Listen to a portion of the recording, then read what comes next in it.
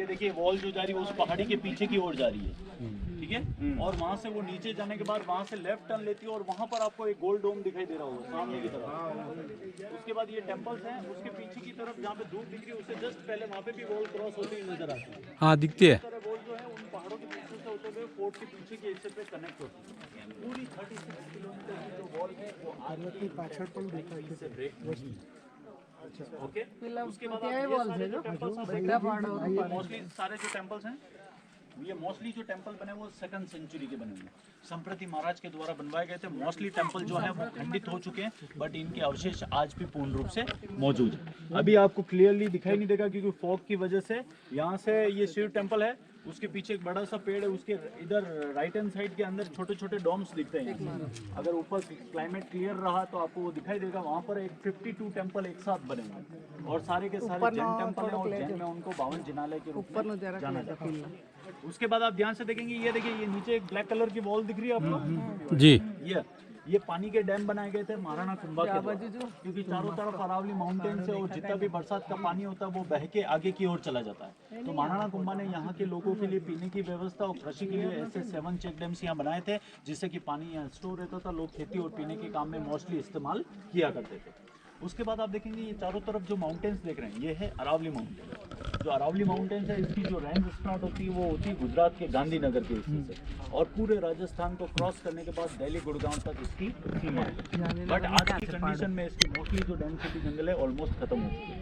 Main जो density Ambaji से main part बचा हुआ है माउंट आबू का एरिया और उदयपुर के बैक साइड का एरिया ही बचा है। पहला तो एम के છે હવે બધું કાઢી નાખ્યું। और इन जंगलों के अंदर मोस्टली जो लोग रहते हैं वो लोग रहते हैं ट्राइबल लोग, जो आज भी इन्हीं जंगलों में रहकर अपना जीवन यापन करते हैं। और इन्हीं भील और आदिवासियों ने महाराणा प्रताप के समय युद्ध में एक्चुअली ફોગે નથી વાદળ જ જાય છે।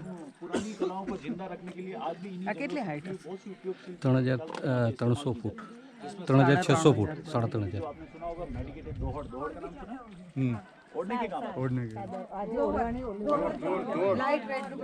क्या करते हैं, इन जंगलों की जड़ी बूटियों को डिकम्पोज करते हैं और डिकम्पोज करने के बाद उसकी एक शीट तैयार करते हैं और 2 कपड़ों के बीच में वो लगाया जाता है, जो ओढ़ने के काम में ली जाती है, जिससे जॉइंट पेन, नी प्रॉब्लम्स, बैक पेन, इंसोनिया प्रॉब्लम्स, ऐसी कई बीमारियों को धीरे धीरे ऑब्जर्व करके कहीं हद तक वो ठीक करता है। और सेकंड थिंग, यहाँ सबसे ज्यादा पाया जाता है कस्टर्ड एप्पल, सीताफल जो होता है। जब वो कच्चा होता है तो उसे तोड़ के अंदर के व्हाइट कलर के फाइबर्स को निकालकर उसे डिकम्पोज करके उसके थ्रेड्स निकालकर उसकी साड़ीज बनाई जाती है। यस, इसके छोटे ये ऐसी काफ़ी चीज़ें हैं जो कि इसका पूरा डिटेल्स में अगर जानकारी लें, नीचे एक ट्रैवल आर्ट है जो विजिट करेंगे वो आपको पूरा डिटेल में एक्सप्लेन करेगा एक्चुअली चीज़ क्या होती है, किस तरीके से यूटिलाइज होती है, वो पूरी प्रिकॉशंस के बारे में आपको बताएगा। थर्ड चीज़, ये पूरा जो जंगल है वो वाइल्ड लाइफ सेंचुरी में भी कवर्ड है। इसमें मोस्टली जो एनिमल्स पाए जाते हैं वो पाए जाते हैं leopard, hyena, jackal, wild boar, bears, deers, ये काफ़ी तादाद में इन जंगलों में पाए जाते हैं। आइए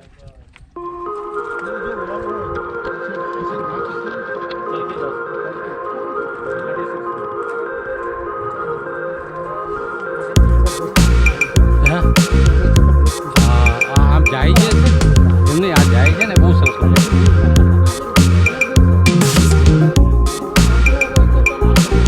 હા થાકી જાઓ તમે એકદમ પરસો થાય આ જાય છે ને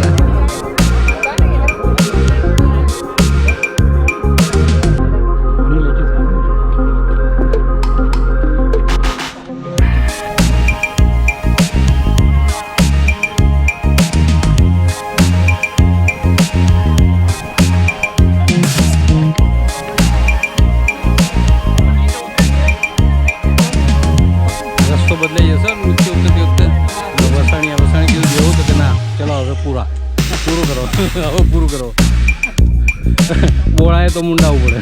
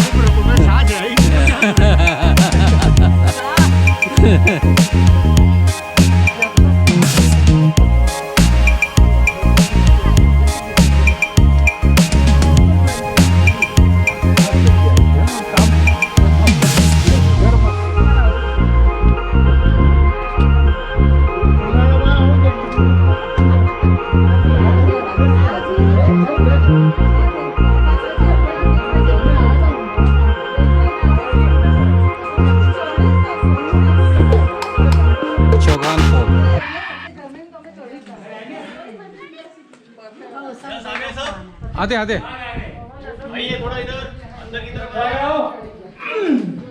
જોજે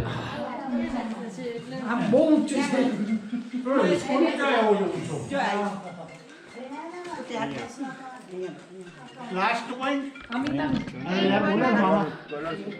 अरे थोड़ा सा ही अब कुछ ज्यादा नहीं है। हाँ 8 नंबर का गेट है जिसे चौगान पोल कहा जाता है। और देखेंगे आप जैसे कि देखेंगे ये लकड़ी का जो दरवाजा बना हुआ है जी इसके ऊपर ये कीले लगाई गई है। ये कीले लगाई गई है। ये कीले क्यों लगाई जाती थी? बिल्कुल हाथी से पहले दरवाजा तोड़ा जाता था। हाथी के हाइट के अकॉर्डिंग ये कीले लगा दी जाती थी जिससे कि हाथी का दरवाजा नहीं टूटता। बट दुश्मन दूसरी टेक्निक्स भी यूज किया करते थे। वो क्या करते थे जब ऐसी कीले लगा दी जाती थी और हाथी क्या सबसे शक्तिशाली जानवर होता था और युद्ध में काफी काम भी आता था, तो उसे बचाने के लिए क्या किया जाता था? कैमल को फ्लैट रूप में खड़ा करते थे और फिर हाथी से प्रेस करवाते थे जिससे कैमल तो मर जाता था, हाथी बच जाता था और दरवाजा भी टूट जाता था। बट आर्किटेक्ट जो हुआ करते थे वो इन सब चीजों से दरवाजे को बचाने के लिए मोस्टली फोर्ट के दरवाजे कर्व के रूप में बनाते हैं। नीचे सामने कोई अंदर फोर्स करने का जगह नहीं मिलेगा। फ्रंट साइड में स्पेस कम दिया जाता है वो इसलिए कि प्रॉपर एक तो हाथी वहां पे खड़ा नहीं रह पाए। अगर उसे फोर्स क्रिएट करना है तो उसे रनर अप की आवश्यकता होगी जो कि फ्रंट साइड में स्पेस ही अवेलेबल नहीं मिलता। इस सिक्योरिटी रीजन से मोस्टली फोर्ट के दरवाजे जो है हमेशा कर्व के रूप में बनाए जाते हैं। उसके बाद आप बैक साइड में देखेंगे तोपखाना जी वहाँ पे तोपखाना 15th सेंचुरी में जब ये फोर्ट बना था इंडिया में तोपें नहीं हुआ करती थी। इंडिया में तोपें कब आई? Any idea? अंग्रेजों के आने के बाद नहीं, बिल्कुल इंडिया के अंदर जो तोपें आई है वो आई है 16th सेंचुरी में। और फर्स्ट टाइम इंडिया के अंदर जो तोप लेके आया था वो लेके आया था बाबर और उसने फर्स्ट टाइम इस्तेमाल की थी पानीपत के बैटल में इब्राहिम लोधी के खिलाफ और फर्स्ट हिंदू राजा के खिलाफ इस्तेमाल की थी 1527 के अंदर खानवा के बैटल में राणा सांगा के खिलाफ। इसी वजह से राणा सांगा वो युद्ध हार गए। यहाँ पर जो तोपें रखी गई है वो 19th सेंचुरी में महाराणा फतेह सिंह जी के द्वारा रखी गई क्योंकि महाराणा फतेह सिंह जी ने 19th सेंचुरी में इस फोर्ट के अंदर काफी सारा रिनोवेशन करवाया। उसमें से सबसे प्रमुख पार्ट ऊपर का हिस्सा जो मैंने बताया था कटारगढ़ जिसे कहा जाता है, वो कटारगढ़ 19th सेंचुरी में ऑलमोस्ट जर्जर अवस्था में हो चुका था। तो महाराणा फतेह सिंह जी ने उसका पूरा रिनोवेशन करवाया और उस पूरे प्रीमाइस का नाम 19th सेंचुरी में रखा गया बादल महल। बादल महल इसलिए रखा गया क्योंकि मोस्टली रैनिंग सीजन के अंदर वो पूरा का पूरा बादलों की ओर में ढका रहता है। महाराणा फतेह सिंह जी को इस पूरे फोर्ट के अंदर रिनोवेशन करवाने के लिए ऑलमोस्ट 45 ईयर्स लगे और महाराणा कुंभा को पूरा फोर्ट बनाने में 15 साल। नीचे बताया था भूल गया था। वो इसलिए क्योंकि महाराणा फतेह सिंह जी ना ही इस फोर्ट में रिनोवेशन करवाया बल्कि उन्होंने उदयपुर सिटी पैलेस और सज्जनगढ़ फोर्ट चित्तौड़गढ़ के अंदर भी काफी सारा रिनोवेशन करवाया था। इसी वजह से उनको थोड़ा ज्यादा टाइम लगा। आइए विचार आहे त्यामुळे એટલું જ વિચાર હું કહું છું સાચી વાત છે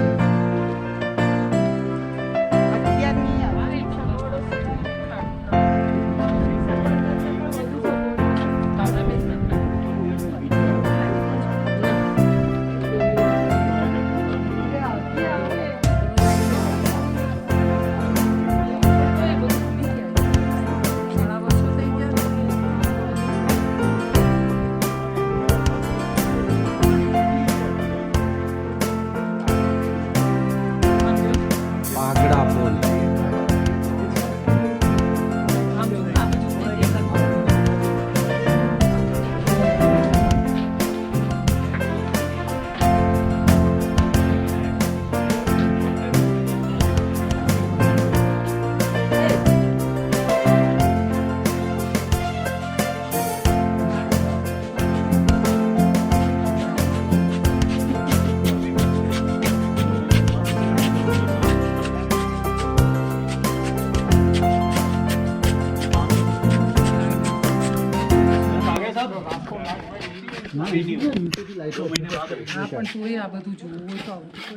ये सुनिए ये जो गेट आप देख रहे हैं ये है आखिरी गेट 9 नंबर का जिसे पागड़ा पोल कहा जाता है। जैसा कि मैंने बताया था ये फोर्ट जो है is a border security fort, is not a proper living fort. Living fort जो मेवाड़ के हुआ करते थे वो था पहले चित्तौड़गढ़ और बाद में 1559 में महाराणा उदय सिंह जी के द्वारा उदयपुर सिटी पैलेस बनाया गया था।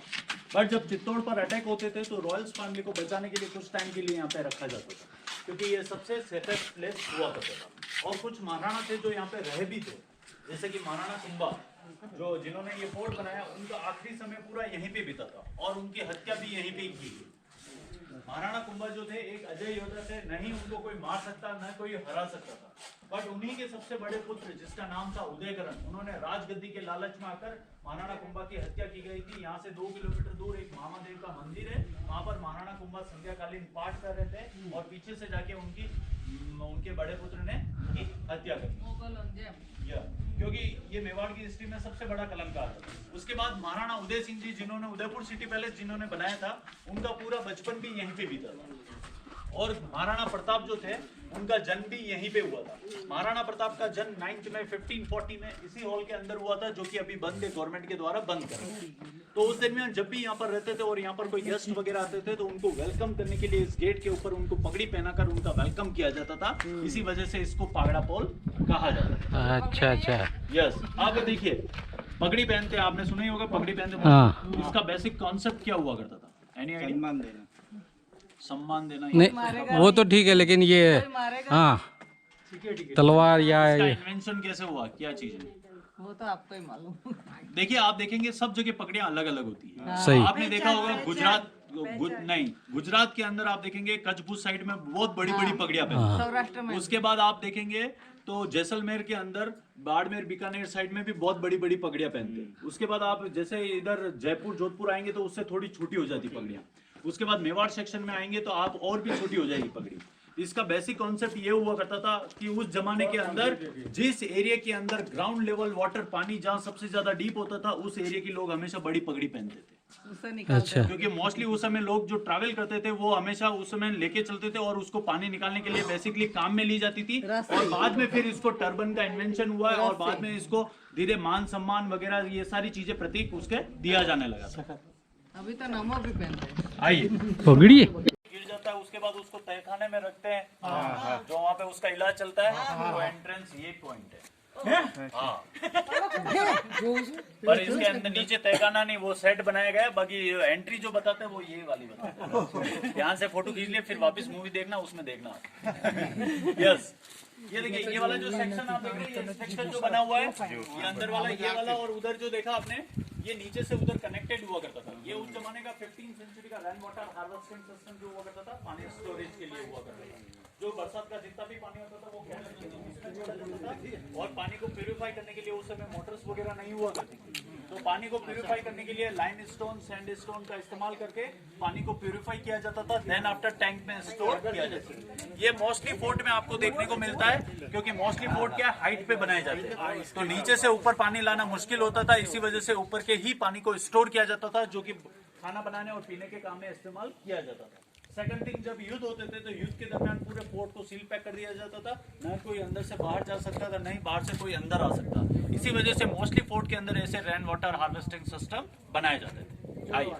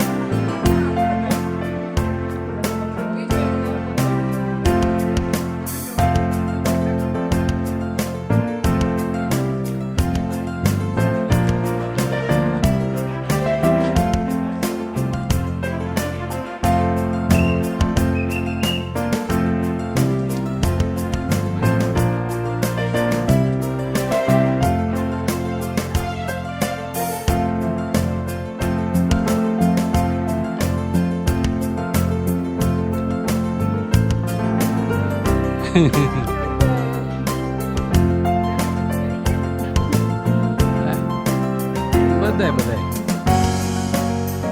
અશોક આવ્યો ને એટલે બધા આવી ગયા.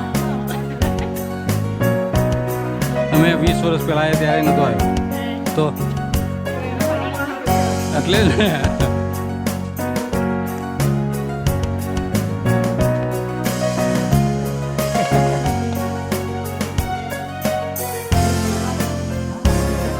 એ આવી જશે.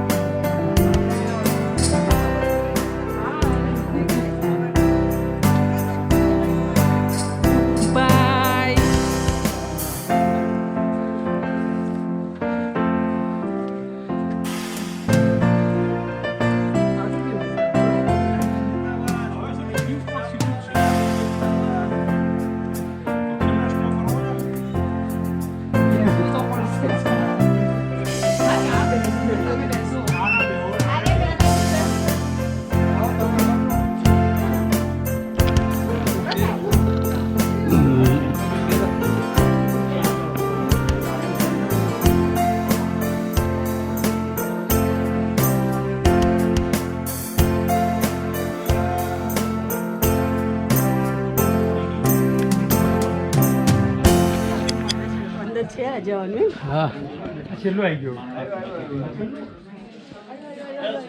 यहाँ पे रुकेंगे જી